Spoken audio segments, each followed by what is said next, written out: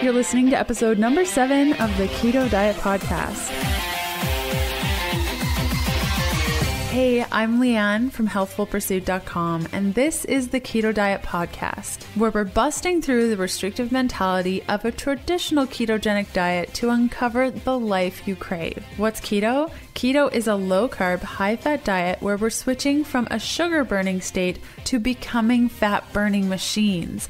The keto diet has helped me with fertility, has ended my constant weight struggles, blood sugar irregularities, imbalanced moods, and so much more. I want to share this magic with you using a realistic approach to this powerful diet. No restriction, new ways of looking at things, and positive support awaits. Let's get this party started.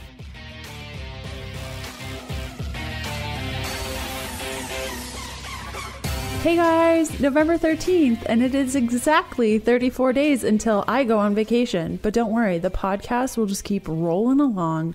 You won't miss an episode. I will be here every Sunday, even if I'm sailing the seas and totally disconnected from the internet. The reason I bring this up is that I have literally 33 days until my ginormous manuscript has to be handed in for the paperback book that I'm writing called The Keto Diet.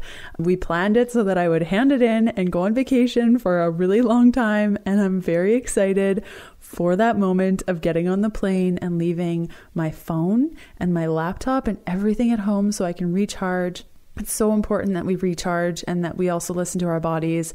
And lately, I'm tired, but I'm also very excited and I can't wait to recharge and then come back and just totally crush the new year with all of you and provide even more awesome content. But don't worry, the podcast will be staying just as it is. Every Sunday, we'll be pre-recording a whole bunch of episodes while I'm gone.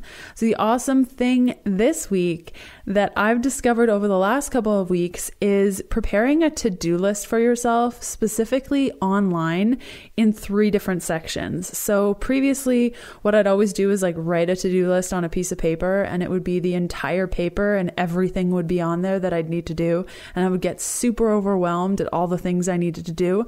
Now I've moved it online, and it only allows me to have 3 high priority items and then 10 medium priority, and then everything else goes in the low priority. And I can't actually see the medium or low until all the high things are done.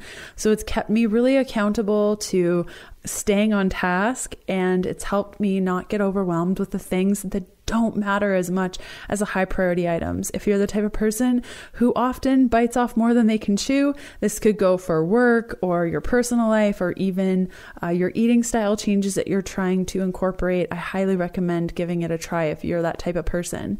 What we're covering in this episode, the process of becoming happier, what stops us from being happy, and how your personality dictates your happiness. The show notes for today's episode can be found at healthfulpursuit.com/podcast/E7. Let's hear from one of our awesome partners. The podcast is excited to be partnered with IntelliBed, the non-toxic mattress that provides optimal comfort and support for your body. If you guys remember, last year I wrote a post about my newfound discovery of the toxins conventional mattresses are treated in. From flame retardants, boric acid, and formaldehyde, it was enough to make my skin crawl. All of these chemicals can wreak havoc on health, including our hormone function. So in July 2015, I swapped out my conventional mattress for an IntelliBed, and it's been one of the best choices I've made for our family's health. We didn't think that the headaches, throat clearing, and hip pains were being caused by our mattress, but it's so clear now that they were. You too can create a toxin-free sleeping environment with IntelliBed. Head on over to healthfulpursuit.com/sleep to get 10% off your IntelliBed order, plus a free BlendTech blender when you place an order on or before December 5th, 2016. Once you've decided on a mattress, use the coupon code HEALTHFUL at checkout for your discount. So I have one announcement for you guys this week. If you listened to episode 6 last week, I announced that I just launched my keto holiday cookbook that's complete with 30 recipes that are low carb, gluten-free, grain-free, dairy-free, and also have adjustments for nightshade-free, low FODMAP, egg-free, and nut-free holiday recipes. if you're looking at instilling some ketoness into your holiday season, I highly recommend checking out the new digital book that I put together for you guys. It's only $10. You can get more details at healthfulpursuit.com/keto holiday.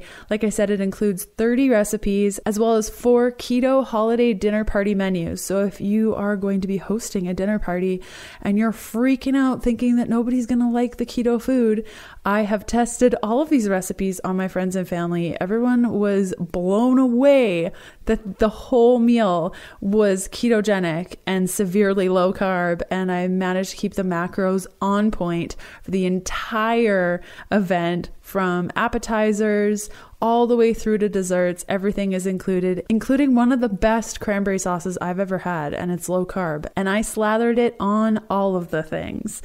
And I forgot I had a second announcement. I'll try to make it really quick. Dr. Mark Hyman's Fat Summit 2 began on November 7th. And if you are like me and you sign up for telesummits and then miss all of them, I highly recommend you head on over to healthfulpursuit.com/summit if you are interested in learning about biohacking your biology and weight loss with healthy fats, or you wanted to learn more about saturated fat, cholesterol, butter, sugar, carbs, or you're looking at supplementing to aid in the digestion of fats. Again, head on over to healthfulpursuit.com/summit where you can learn more about the summit and all of the awesome information that they shared on the summit. And if you guys listened to last week's episode, you probably heard a new ad for IntelliBed. We've just partnered up with IntelliBed. Super excited to have them on board. I bought a conventional mattress probably about 4 or 5 years ago now. And soon after buying that mattress, my hips started hurting, like major hip pain. I was having to go to the chiropractor. It was a huge deal. I went back to the mattress store and they said, oh yeah, all you need is a body pillow to like add on to the cost of the mattress. So I bought the body pillow, and I'd had to sleep and wedge myself up against a body pillow in order to have a good sleep. And one of my girlfriends actually worked for a store that sold IntelliBeds. We were chatting about the quality and the toxins in conventional mattresses that I didn't even know was a thing. I just spent all this money on a conventional mattress at a regular mattress store. And here she was saying that thyroid disorders and adrenal dysfunction and hormone irregularities can be caused by all of the crazy chemicals they treat conventional mattresses with. She mentioned IntelliBed. I ended up chatting with IntelliBed in about June of 2015 and got my first IntelliBed in July of 2015. And I have been loving the mattress ever since. Kevin loves it. I love it. We can't live without it. In fact, when we're away from home and we sleep in a new bed for like the first time, or when we're camping, we always complain about how we don't have our IntelliBed with us. And so I'm really excited to be partnered up with IntelliBed because it's become such a huge part to my life, and healthful sleep and making sure that I'm taking care of my body really starts by making sure that I'm having a good night's rest. So IntelliBed was super sweet in setting up an amazing promotion for us and for the podcast and for all of you guys. If you go to healthfulpursuit.com/sleep and you use the coupon code healthful, that's all in caps, no spaces, you get 10% off at IntelliBed plus a free BlendTech blender. So the orders just need to be placed before December 5th of 2016. So go check them out. If you have questions, their customer service is phenomenal. And I highly encourage you, if you're looking for a mattress or you're thinking about looking at mattresses even for the future, definitely check them out. My life has never been the same, and I know that Kevin would say the same. Lastly, if you have an idea for a podcast episode or you want to submit praise over and above the review you just posted for the show, right? You can reach me at info@ketodietpodcast.com. And I'm going to read one of the reviews that came in over the last couple of weeks. It's from Kristen Vanfa. And she says, discovering Leanne's take on keto has truly changed the game for me in so many ways. Her work is wonderfully honest and informative while keeping the ins and outs of this lifestyle down to earth and realistic. Awesome. I'm so glad you feel that way. I ain't got time for unrealistic. And I know a lot of people don't.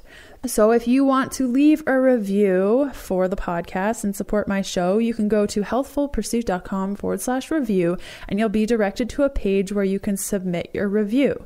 Click on reviews, write a review, give me 5 stars, hopefully, and write something nice. Or you can go to your favorite podcast app and search for the Keto Diet Podcast and submit your review there.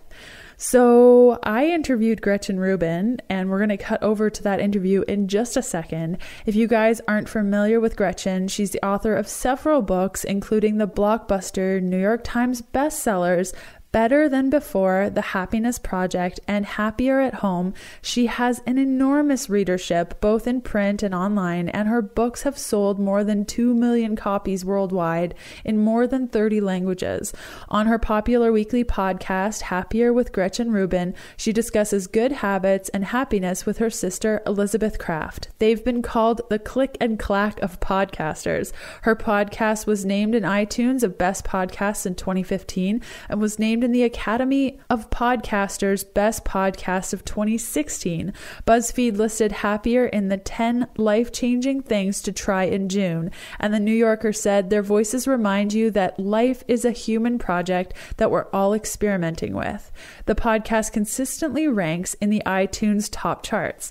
Gretchen Reuben started her career in law and was clerking for Supreme Court Justice Sandra Day O'Connor when she realized she wanted to be a writer. She lives in New York City with her husband and 2 daughters. So in the podcast, we chat specifically, and what I loved where this conversation went was about our personality and how our personalities can very much dictate our happiness, how we interact with others, how we interact with ourselves, and really how understanding our personality can help us structure our diet in a way that is successful. So certain people will need certain things out of a diet, certain people will need certain support groups, and we chat about how to wrap this all up in a gratitude practice to really take it home and to instill habits that will set us up for success. So let's cut over to the interview. Hey, Gretchen, thanks so much for coming on the podcast. Oh, I'm so happy to be talking to you today. This is so great. For listeners that may not be familiar with your work, tell us a little bit about yourself. Well, I'm a writer. I'm probably best known for my book called The Happiness Project, which is an account of the year that I spent test driving the wisdom of the ages, the contemporary scientific research, and lessons from popular culture about how to be happy. And I report on what worked and what didn't. And then I wrote a book, Happier at Home, which is all about sort of really diving into home and trying to make your home a happy place. And then most recently, I wrote a book, Better Than Before, which is all about how to change your habits. Because what I found is that a lot of times people know perfectly well what would make them happier. And the problem is, how do they get themselves to do it? And so habits can really help us do that. So I got very interested in how habits can make us happier. And I also have a podcast called Happier. I think you see a theme here, with my sister, Elizabeth Craft, who's a TV writer and producer. And so once a week on Happier, we talk about, how to be happier, just sort of concrete tips for everyday life. How did all of this start? Your love of being happy, and what was the catalyst for wanting to change your own happiness? Well, I didn't come from a place of deep unhappiness. I was pretty happy when I started. I had started out my career in law. I was actually a clerk for Sandra Day O'Connor on the Supreme Court when I decided I don't want to be a lawyer. I want to be a writer. So I switched to writing, and I'd written, I think, 3 or 4 books. And I was finishing up a biography of John F. Kennedy. And I had this sort of rare moment of reflection. I was stuck on a city bus.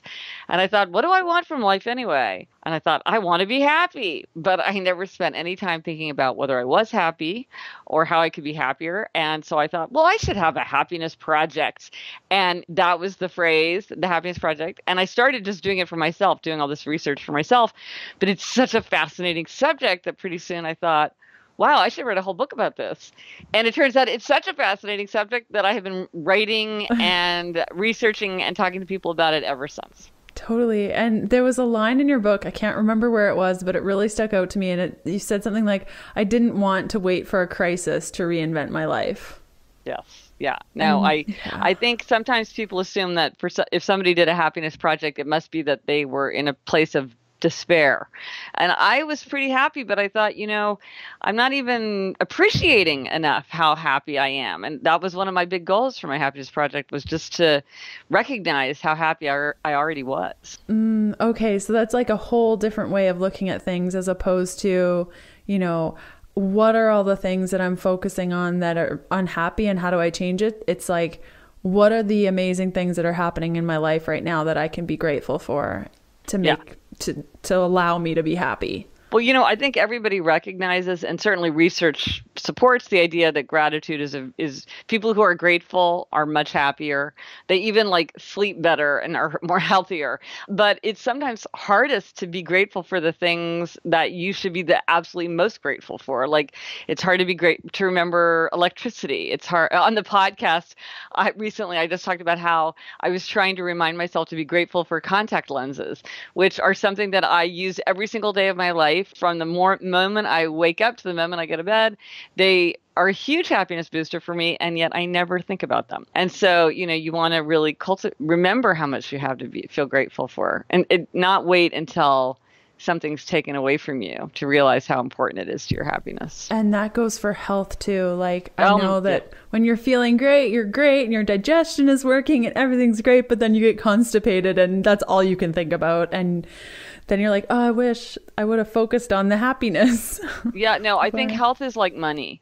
When you have it, it's very easy to overlook the important role that it can play in your life. And then when you don't have it, it looms very large as a happiness challenge. And so I think health is something where you want to be grateful for good health, and also, to be willing to do the things that maybe are not fun or happiness inducing in the short term, but that are going to make you happier over the long run. Because sometimes we do deprive ourselves or push ourselves to do things that in the immediate experience are not what we would feel like doing, but we know that in the long run, we're going to be much happier for doing them. Mm-hmm.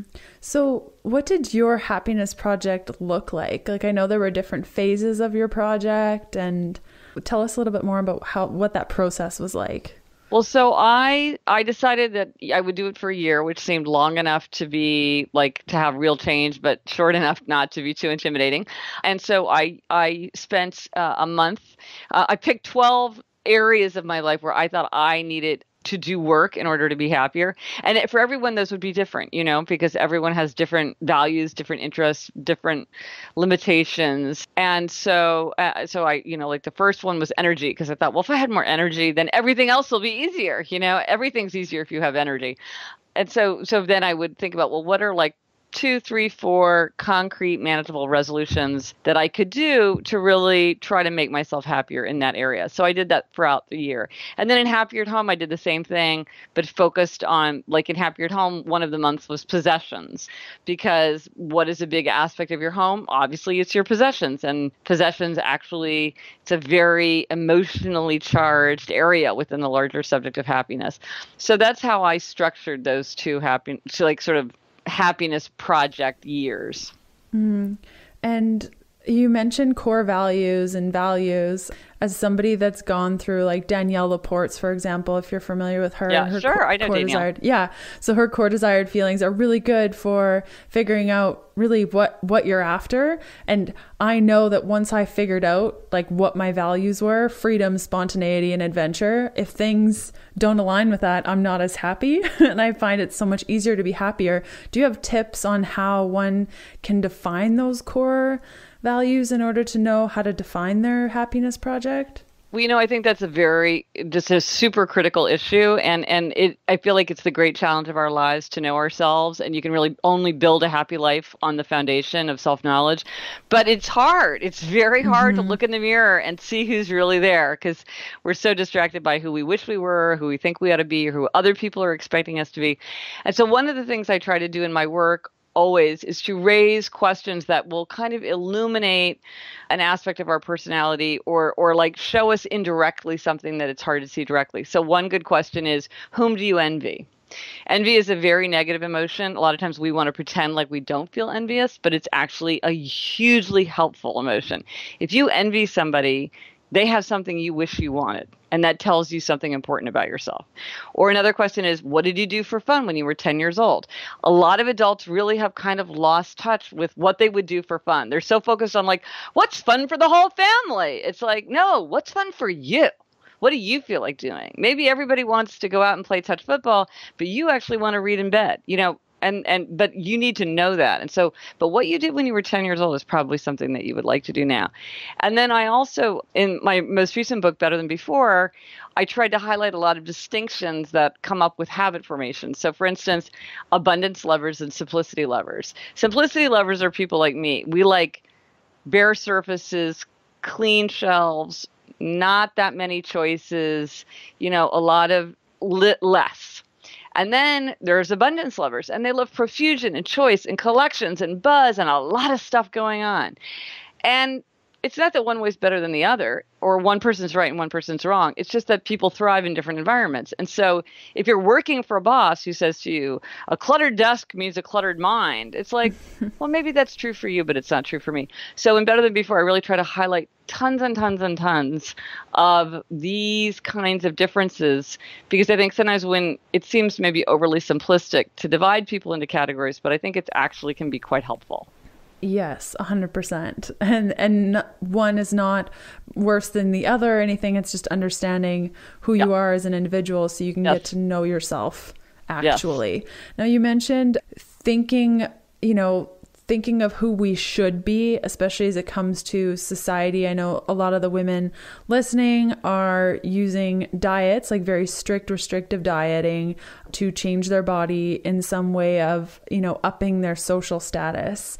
Any thoughts on that when it comes to happiness and core values at all?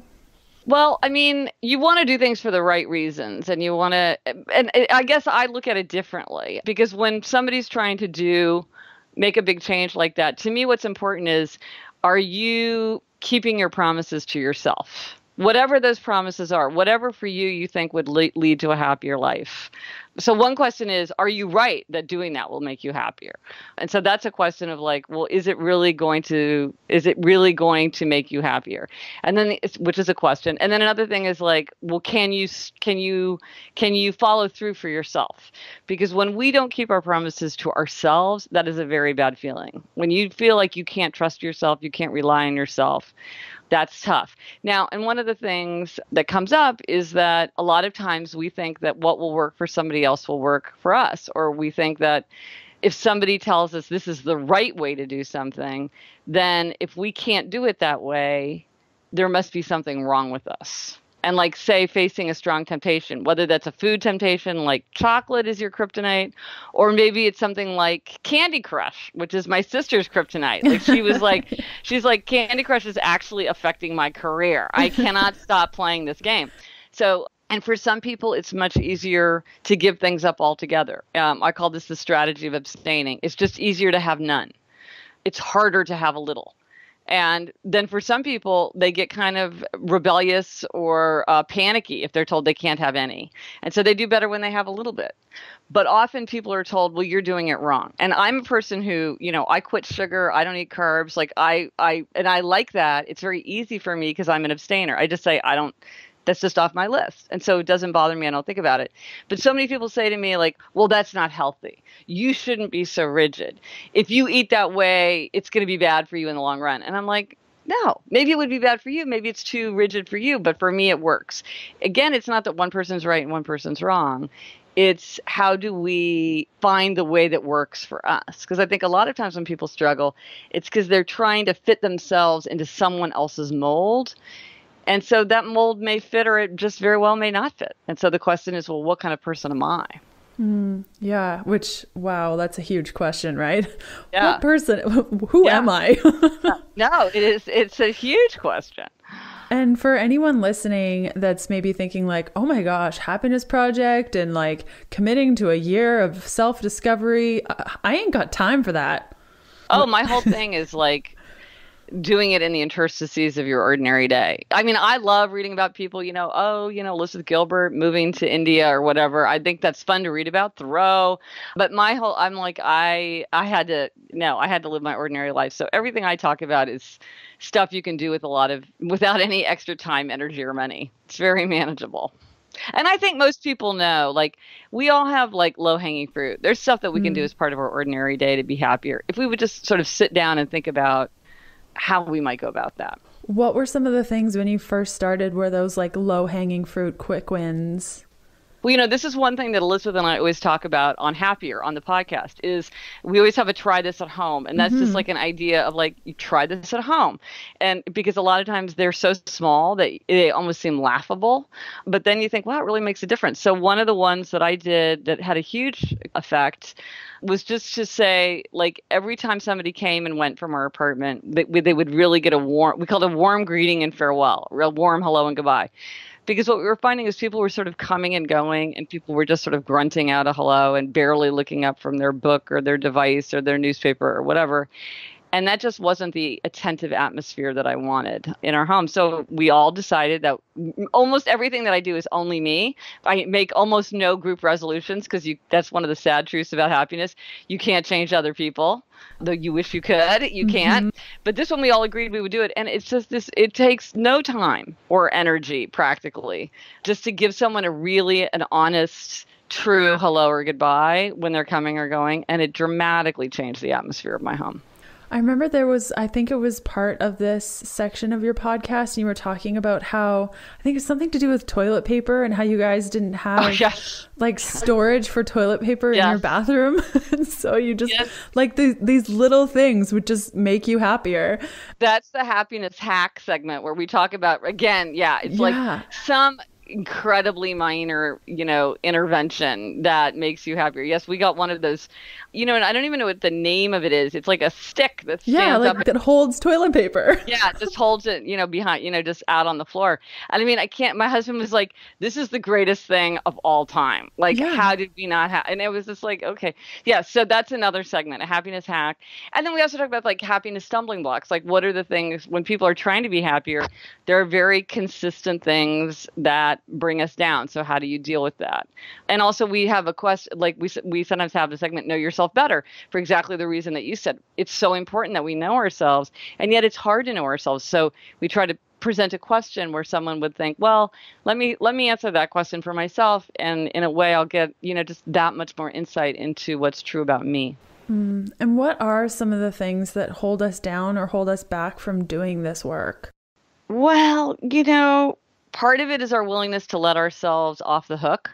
And Better Than Before, I talk about the strategy of loopholes, which are, we're really amazing advocates for ourselves. And I have 10 categories of loopholes, and they're all super popular. Like there's the tomorrow loophole. It doesn't matter what I eat today because starting tomorrow, I'm going to be so good. And then there's moral licensing loophole. It doesn't matter what I eat today because yesterday I was so good. And then there's the lack of control loophole.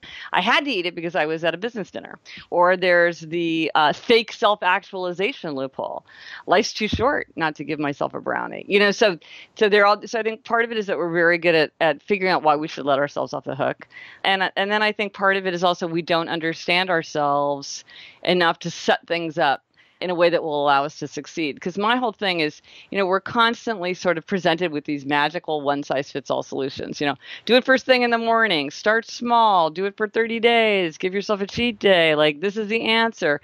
And maybe, those things work sometimes for some people, but they don't work all the time for everybody. So how do you really think about what's true for you? And then, so I think because people often are trying to just use a template instead of thinking about themselves, then it's not a good fit. For instance, morning people, night people. If you're a night person, which is largely genetically determined, and it's also a function of age, you're at your most productive, creative, and energetic much later in the day. And the idea that you're going to get up early and go for a run, or you're going to get up early and work on your novel in your free time is just totally unrealistic. I'm just saying right now, it's very unlikely that you're going to be able to do that because you probably can barely get to work on time because you're a night person. And there's nothing wrong with that. Some people are morning people and some people are night people. So the answer for you is to schedule that later in the day when you are at a higher energy place. I'm a morning person. I never schedule anything important later in the day because I'm in a constant, my energy is just going down, down, down, down. But for somebody else, that's not what's true for them. Yeah. So why am I telling everybody to do something? Because, I used to think everybody could be a morning person if they just went to bed on time, but that's not true. I used to think the same thing. Like, if you just do it this way, like it can totally work, but that's so not true. And something that I was listening to a podcast maybe a couple of years ago, and the guy was speaking about a morning practice and developing a morning practice for yourself to like get started with the day. I'm like, that's a brilliant idea. And he's like, I get in my golf cart and I go around our private like neighborhood. And I was like, wow, well, this isn't going to work for me. I don't have a golf cart and I don't live in a gated community. So I guess I won't do a morning practice. And I was like, wait a minute, that makes no sense. Like, why would I think that I need to fit in somebody else's box or mold, like you said, and I can still have a morning practice. It just may not look like, golf things and going around a gated community. And one thing that I found is sort of, I have this personality framework that I came up with that divides the whole world into 4 categories. And what I found is that what's true for one category person is not necessarily true for another kind of person and might actually be counterproductive for another kind of person. And so you have to be very wary when somebody says, well, you should be able to do this, because it's like, well, you can do it that way, but that might not be the right way for me, because I call this the 4 tendencies. Because if my tendency is different from your tendency, then we might really respond to different kind of circumstances in very different ways. Instant Pot, my personal favorite pressure cooker, is a partner of the podcast. With Instant Pot, you can make meals in minutes. Truly, I was someone who was intimidated by pressure cookers, but I'm so happy I gave Instant Pot a try. It makes rich bone broths, hearty stews, and epic dishes just like your slow cooker does, but a lot quicker. I have the Instant Pot IP Duo 60, which pressure cooks, slow cooks, cooks rice, sautés, makes yogurt, steams, and warms up food all in one. As an exclusive for Keto Diet Podcast listeners only, Instant Pot is offering everyone $50 off any Instant Pot of their choice. Simply go to instantpot.com, find the unit that best suits you, and use the coupon code KETO, that's all in caps, no spaces, for your $50 discount. What are those frameworks? Like, there's 4 of them. So this is whether you're an upholder, a questioner, an obliger, or a rebel. And it has to do with how a person responds to an expectation. Outer expectations, which are things like work deadlines or requests from a spouse. And then inner expectations, which is your own desire to give up sugar or your own desire to keep a New Year's resolution. And so upholders readily meet outer and inner expectations. So they meet a work deadline, they keep a New Year's resolution without much fuss. They want to know what's expected of them, but their expectations for themselves are just as important. Then questioners. Questioners question all expectations. They'll do something if they think it makes sense. So they won't do anything arbitrary or inefficient or irrational. So in a way, they make everything an inner expectation. If it meets their criteria, they'll do it. If it doesn't, they won't. Then obligers. Obligers readily meet outer expectations, but they struggle to meet inner expectations. And I understood this tendency when a friend of mine said, when I was in high school, I was on the track team and I never missed track practice. So why can't I go running now? Well, when she had a team and a coach waiting for her, she had no trouble showing up. But when she was on her own, she struggled. And then finally, rebels. Rebels resist all expectations, outer and inner alike. They want to do what they want to do in their own way, in their own time. If you ask or tell them to do something, they're very likely to resist. They often don't even want to tell themselves what to do. And Amazing. and there's actually a quiz. If you go to happiercast.com/quiz, there's a quiz that you can take that will tell you what you are. But most people can tell what they are just from this brief thing. And I have to say, given your 3 core values, I think I could guess what yours is. Okay, what? Well, those are very core values to rebels. Oh yeah, when you said rebel, even the word rebel, I'm like, yep, that's me. I don't even need to hear the explanation. Spontaneity and adventure. I'm like, oh man, she's got rebel. So anyway, so what's maybe interesting for you to know, rebel is the smallest tendency. The fewest people are rebels, which probably you figured out in the world. There aren't that many people who are like you, right? Yeah, none. Yeah, then my tendency is also very small. Upholder tendency is only slightly smaller than the rebel tendency. We're like the 2 extreme kinds of personalities.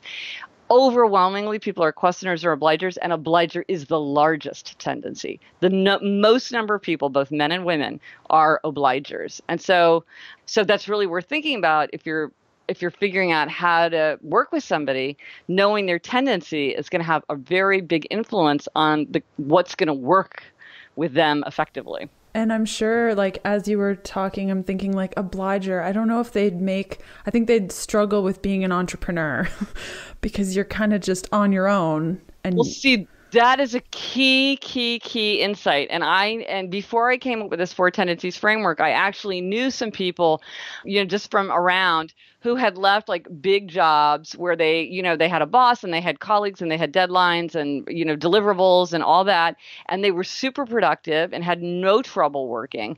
And then they went off on their own. Like one wanted to start a fabric design business online, and the other one wanted to, kind of go into the gig economy. And they really were paralyzed. And both of them returned kind of to their old kind of work. And knowing what I know now, I would say, if you're an obliger, you've got to figure out a way to have accountability. For an obliger to meet inner expectations, the solution, the answer is always outer accountability. And it's easy to plug in outer accountability once you realize that's what you need. So an entrepreneur who's struggling because there's no one to be accountable to could get a client. Maybe somebody that is not even paying you, but you're like, okay, I'll take photographs at your wedding for free because I just need to start producing work. Or I'm going to write an ebook, and I'm going to tell the people on my 50-person newsletter list that this ebook is going to be available. So they're going to be expecting it. So I have to deliver it. Or maybe I'm going to get a coach who's going to hold me to my deadlines and check up on me. Or maybe I'm going to form a group with other people where we're all going to hold each other accountable. There's a million ways to build in accountability once you realize that is the missing piece. But see, a lot of obligers don't realize that is the thing. They think it's something. They often have other explanations which distract them from understanding like how they could actually plug in the solution. The podcast is partnered with Vital Proteins. You guys know how much I love Vital Proteins. They're collagen peptides, collagen protein, also known as beef gelatin, as well as the marine collagen, has just been transformed into stick packs. So if you love their products just as much as me, but you're sick and tired of putting your collagen or gelatin into little baggies yourself, they've done it for you. Each stick pack has 10 grams of either your collagen peptides, your beef gelatin, or your marine collagen, all in one little pack that you can put in your purse, you can take with you camping, you can even bring them on holidays. Each box comes with 20 stick packs. Super excited about this.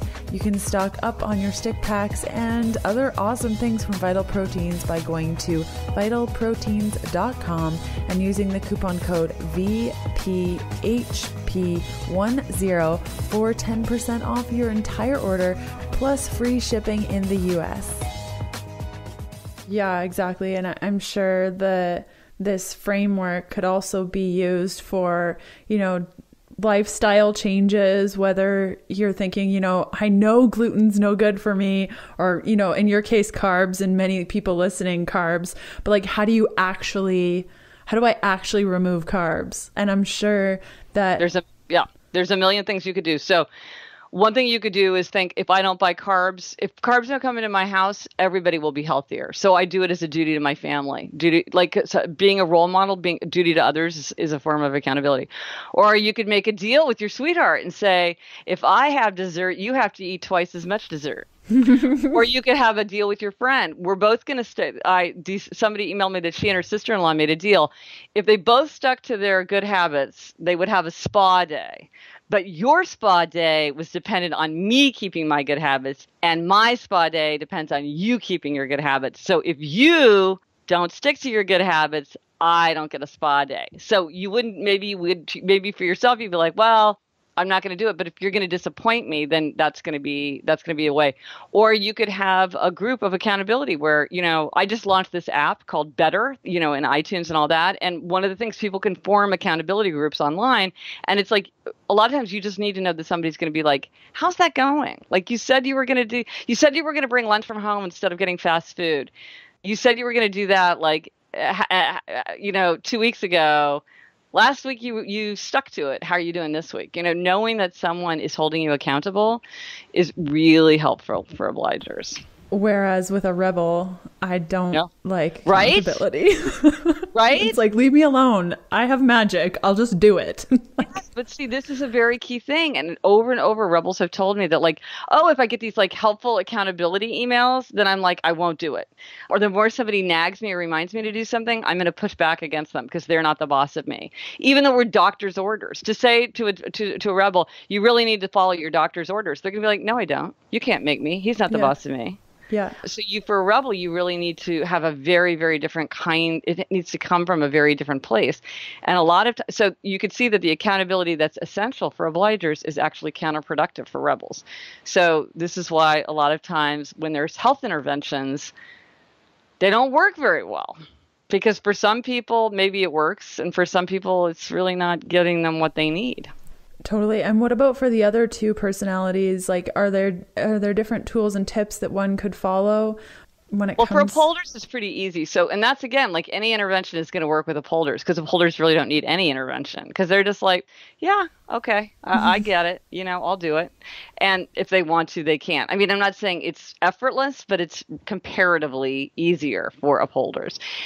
Questioners it's always the rationale. Are they convinced that this is a good idea? And a lot of times, somebody will say, well, you should do this. And they're like, okay, but they're not really convinced. So they don't actually follow up with it.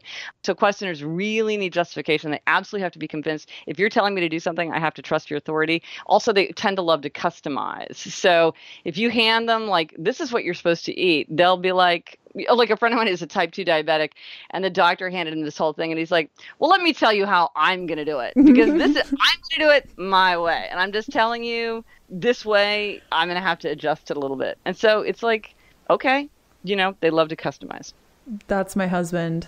And we work together and it's like, as a rebel, I guess, I'm just like a get her done type of girl, like just any way possible, get it done as quickly as possible. And then I give him a project and he takes like 4 days and he's like questioning everything. And all of a sudden he's got this like new certificate in something. And I'm like, I just asked you to set up a page. Well, and also one thing that rebels say in terms of like healthy habits or whatever is they should do something right away. Mm-hmm. Like if you feel like I should go for a walk, it's like, yes, go for a walk right now. Like with a rebel, you never want to say to them, oh, wouldn't it be better to wait? Because it's like maybe they won't feel like doing it later. If they feel like doing something, do it now. But they also respond to a challenge. I bet you can't do this. I bet someone like you couldn't give up sugar for 6 months. It's too hard for you. Oh, that's like, oh man. I'd be like, yeah, watch me. I can do 9 months. I can do 9 years. That's the rebel motto. Watch me. That's cool.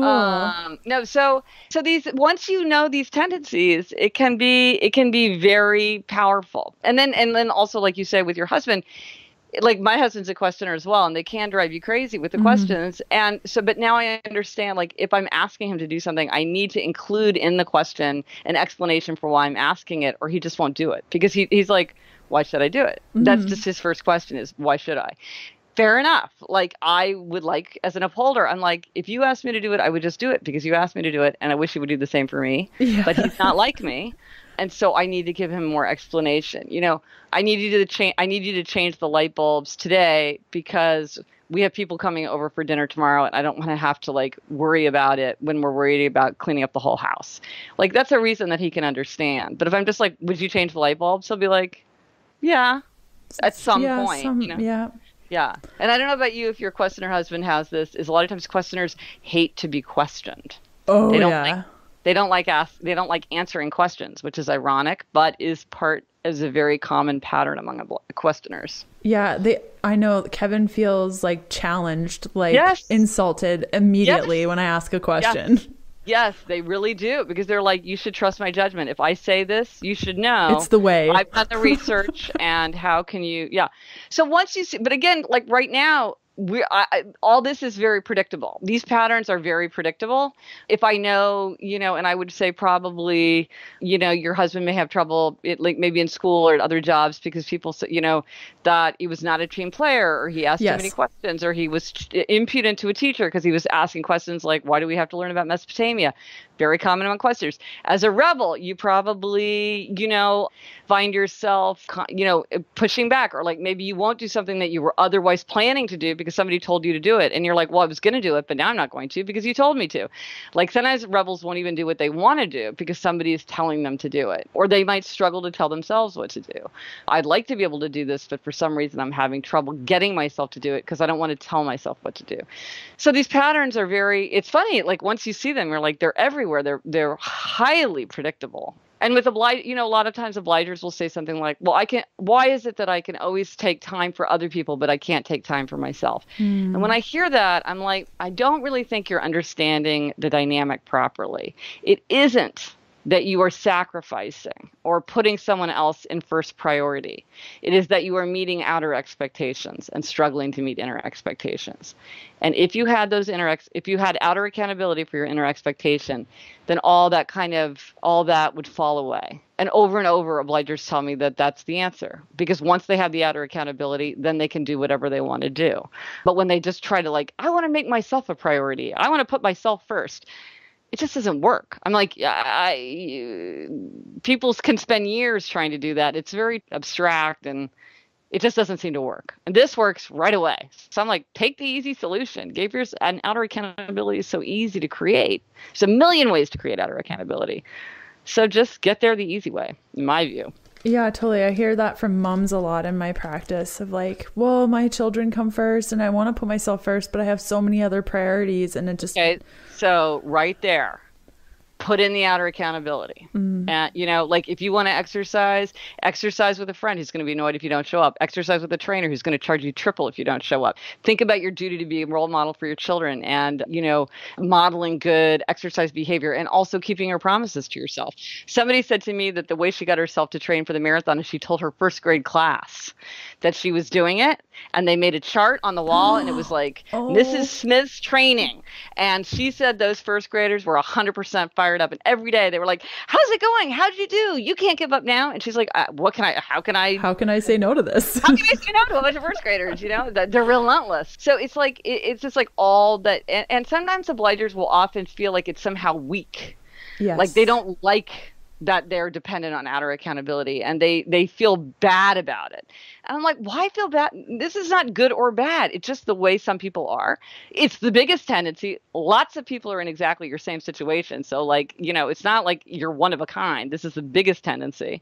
And it's just work with it, because once you there's enormous strength to the obliger tendency. And this is a very easy fix. In a way, it's easiest for obligers. All of the tendencies have weaknesses and limitations.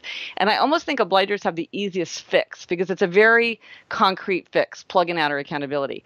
Like my tendency, upholder tendency, it's like, how do you shore up the weaknesses? It's much more abstract. Or rebel. For rebel, the strengths and the weaknesses are so bound together. It's hard to even see what you do.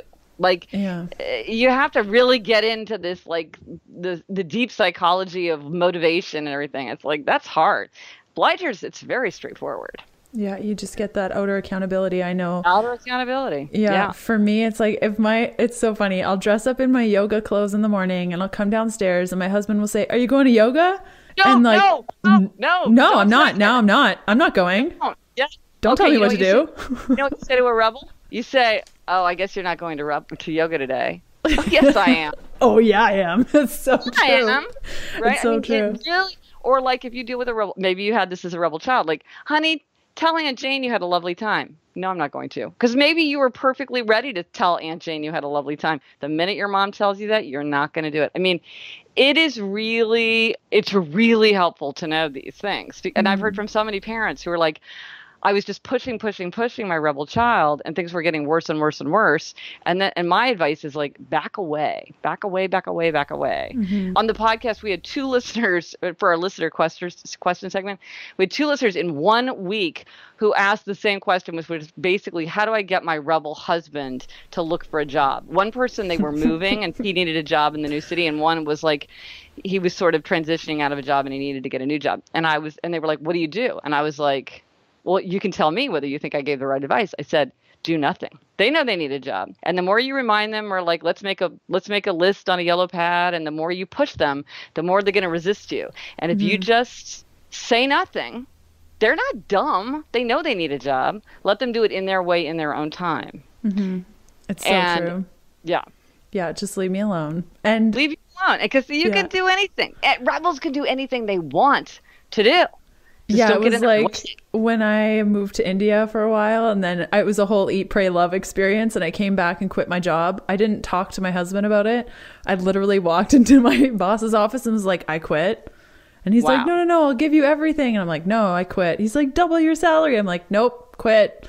And I told my husband, he's like, what are you doing? You didn't even talk to me about this. I'm like, I literally don't care. You can't tell me what to do. This felt like a good thing. And it was the best choice I ever made. Yes. But again, it's like, and from thinking about it from your husband's perspective, I think sometimes like a spouse like that could feel like, she doesn't care about me. Mm-hmm. It doesn't matter to her what I think or feel. She doesn't take me into account in major decisions. But when you know someone's a rebel, you're like, it has nothing to do with the strength of a relationship. It's no reflection of her love for me. It's just, this is what it's like to be a rebel. This is the way they are. They're all kind of like this. They're like this in every aspect of their life. They're like it with you. They're like it with their boss. They're like it with their children. They're like it with their family. They're like it with their friends. It's just part of it's just part of what it is to be a rebel. And so you don't have to take it personally. Mm-hmm. And everybody says that. I've heard that with all of the tendencies. It's like, well, this questioner is just constantly, I feel like they don't accept my authority. Like, why are they constantly asking me why we're doing everything? Just like, I'm the boss. And it's like, that's a questioner. They're like that with everybody. They were like that with their kindergarten teacher. They're going to be like that with you. And they're like it with their wife. It's just, it's just them being them. And so you don't have to get upset about it or take it personally. It's just how to manage it best. Totally. And I think understanding these personalities, not just for yourself, but for those around you, can massively improve your happiness. Yeah. Yeah. Well, and like one of the things that I learned as an upholder is that like a lot of things that came easily for me didn't come easily for other people. And so I have a lot more forbearance now for other people. And this is something that a lot of upholders struggle with. There is kind of a coldness to being an upholder because upholders in the end, like they feel very comfortable pursuing their expectations for themselves. And I now have much more insight about why others find that annoying or distressing sometimes, because I see how the upholder perspective is different from other people's perspectives. When I used to like think, well, everybody's basically like me. Well, in a lot of ways, we're very much like each other, but the differences are very important. And this is a place where the difference is very illuminating. Mm-hmm. Yeah, I know that when I realized that I was just like, that people didn't think like I did, like it was okay, but I needed to get to their middle ground because I was getting really frustrated. I know that when I first started up my business, I was working for myself and I kept getting disappointed in people because they couldn't do things as quick as me, or they thought differently, or they had too many questions. And I'm like, just do it. But once I realized, Here's an interesting thing about rebels. Rebels often don't have trouble telling other people what to do. Oh, that's no trouble. That's one of the ironies of rebels. They don't want to be told what to do, but they feel very comfortable telling other people what to do. And also, what was the other thing I was going to say? It was about questioners. Anyway, so many thoughts about this. But yeah, I mean, as a rebel, do you ever feel challenged because like you want to do something, but then you also don't want to tell yourself to do it? Or do you know what you want? Oh, I've always known what I want. It's very clear, like no question. I do what I want when I want. The thing is when I want something, it has to happen now. I can't wait. I can't like wait for other people. I can't like keep it in the back of my mind. It just has to be done right this second. Well, so here's something that's interesting about rebels. It's interesting that your husband and partner, business partner, is a questioner, because overwhelmingly when rebels pair up, they pair up with obligers. That is by far the dominant pattern, because obligers can tolerate the rebel way typically much better than obligers or than questioners or upholders. So that's interesting that you're paired up with a questioner. Well, my entire team is obligers except my husband, who's a questioner. Interesting. Like but all 11 of them. Listen to this. You never heard of this framework before, and now you've pegged everybody in your life with tendency there. I mean, it really is. Once you hear it, I mean, I made it up, so of course, like I love it. But it is like you see it in the world very easily. What are like 3 steps that somebody can take right now to instill a bit more gratitude and happiness in their life?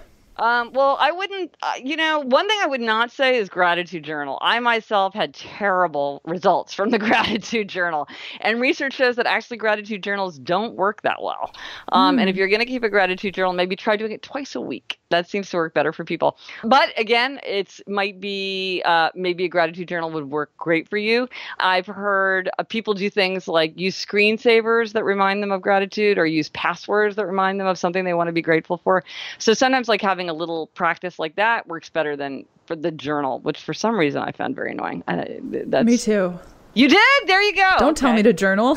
Yeah, right. I know. But like one thing I do is I had I live in an apartment building where you have to go through 2 doors to get in or out. We don't have a doorman, and so there's sort of a pause where you're like opening a door, and so I always use that time to sort of think, how happy I am to be going out to New York City, my favorite city in the world, or, how happy I am to be coming home to my cozy apartment in New York City.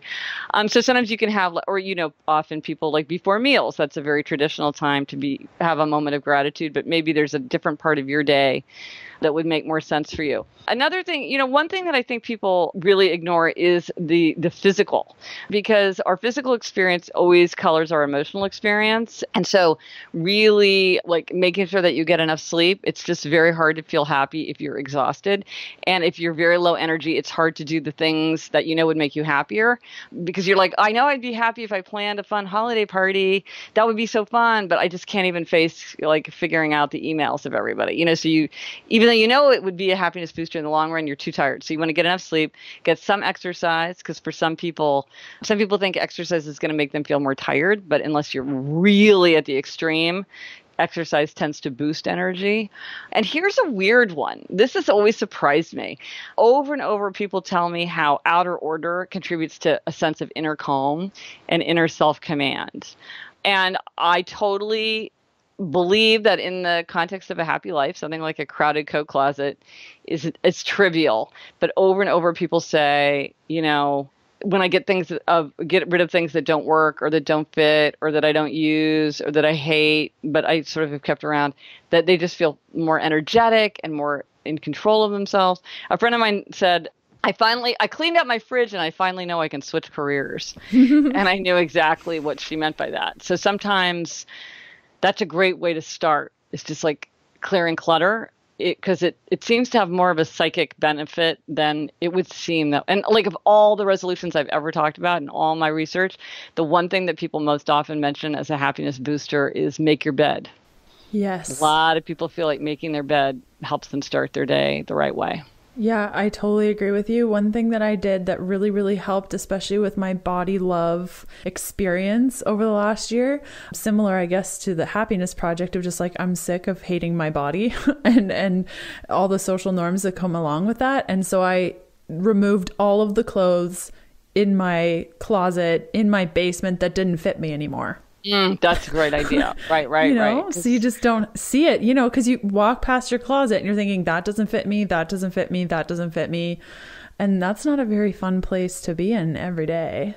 No. I can totally relate to that. Amazing. And then you have more space too. And there's kind of there's an energy that comes from like being easily putting things away or seeing, like in my house, I have an empty shelf and I just want to keep it empty. I just like the idea that there's just a shelf that has nothing on it, because there's something about having space, like being able to put things away easily.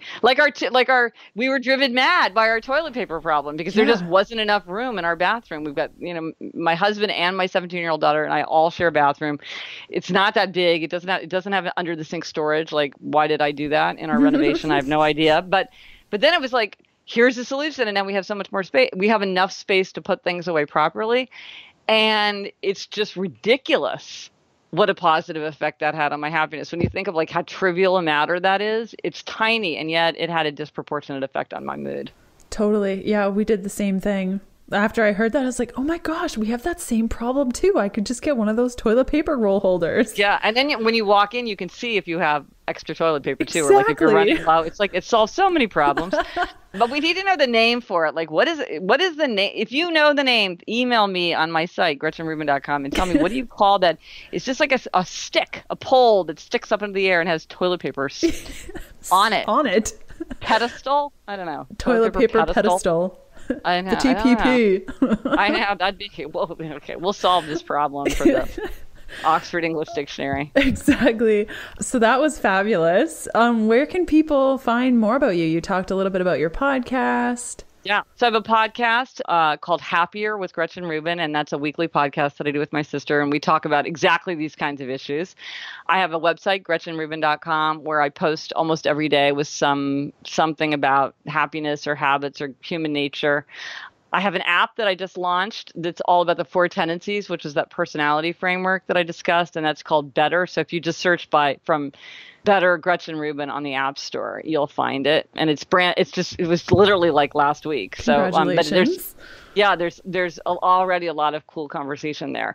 And if you want accountability, if you're like an obliger who's like, oh my gosh, light bulb, I need accountability, you can there form a group. You can bring your own group if you have a bunch of friends who want to do it. Like you're all trying to cook more, you're all trying to like work on your writing together or whatever.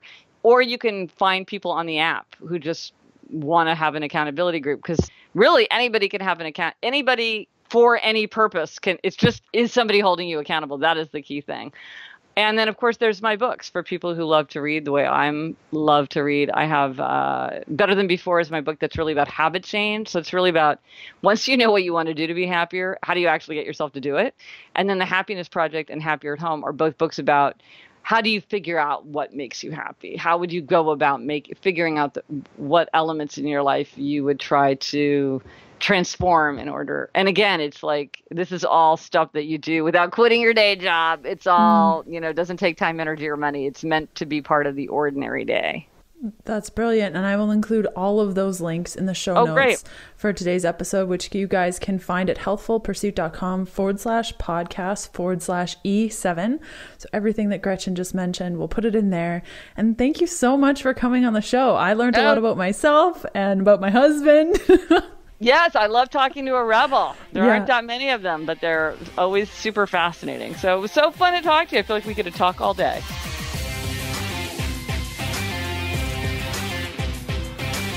And that does it for another episode of the Keto Diet Podcast. Thanks for listening in.